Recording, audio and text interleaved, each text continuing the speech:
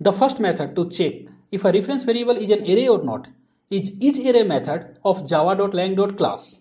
isArray method of java.lang.Class checks if caller reference is class.class object of an array or not.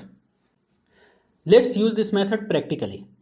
Let's open arrayreflect.java, and in this code we are creating an array of type integer whose reference is stored into the reference variable a, and we are creating a new object of type arrayreflect whose reference is stored into the reference variable ar.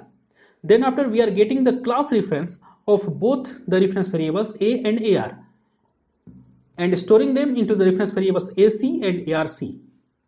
Arc does not belong to array, but ac belongs to array. So when we call ac.isArray, it will print true, and when we call arc.isArray, it will print false. Let me try this code practically. Java C arrayreflect.java. Compiles fine, now run it. Java arrayreflect. It's printing true followed by false.